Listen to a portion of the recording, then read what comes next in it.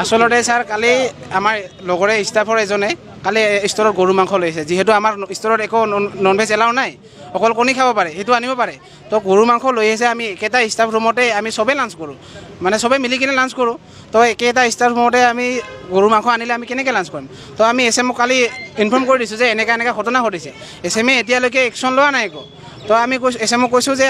ৰহিমউদ্দিনক ষ্টৰৰ পৰা ওলাই দিব লাগে আমাৰ মাজত আহি ক্ষমা খুজিব লাগে তাৰপিছত এইখন ষ্টৰ আমাক নালাগে আৰু এছএমজনে এতিয়ালৈকে একো একশ্যন লোৱা নাই অকল এপলজি দিব দিছে কাণ্ডখিনি কিমান দিন ধৰি চলি আছে কাণ্ডখিনি কিমান দিন ধৰি চলি আছে এইটো আমি গম নাপাওঁ কিন্তু কালি আমি দেখিছোঁ কাৰণে আজি আমি এইখিনি কৰিব লগা বাধ্য হৈছোঁ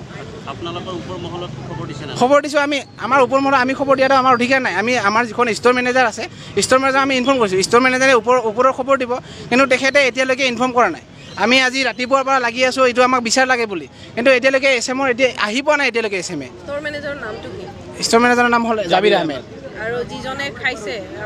ৰহিমউদ্দিন মুছলিম সাপোৰ্ট কৰি আছো বৰ্তমান তেখেতে এতিয়া নাই নেকি ৰহিমউদ্দিনে আহিব নাই ষ্ট'ৰ মেনেজাৰ আহিব নাই এতিয়ালৈকে পলায়ন কৰা নাই ঘৰত আছে হয়তো আহিব ভয় কৰি আছে নাজানো এইটো কি হৈ আছে আপোনালোকে ফোন কৰিছিলে নেকি ফোন কৰিছোঁ অহা কথা কৈছে এছএমকো ফোন কৰিছোঁ অহা কথা কৈছে কিন্তু এতিয়ালৈকে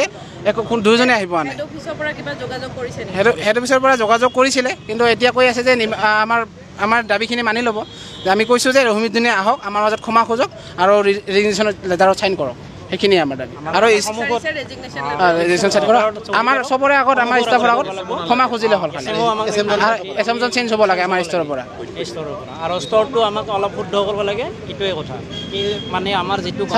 আমাৰ ষ্টৰখনত অকল হিন্দু মানুহে শ্বপিং কৰিব নাহে চব জাতি আহে তো ইয়াতে যদি এনেকুৱা এটা কাণ্ড চলি থাকে কাষ্টমাৰ আহিব নেকি ইয়াতে নাহিব না তো এইটো আমাৰ ধৰ্মত লাগি আছে না আৰু এইখন শাওণ মাহত আমি একো নাখাওঁৱে বস্তু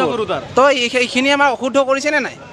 এইখিনি আমাৰ বৰ্তমান আমাৰ দাবীখিনি মানি ল'লে আমি শান্ত হৈ যাম আৰু ইমানখিনি দীঘল হ'ব ইমান ডাঙৰ হুলস্থুল নহ'লে হয় যদি আমাৰ ৰাতিপুৱাতে যদি আমাৰ কথাখিনি মানি ল'লে হয় ইমান হুলস্থুল নহয়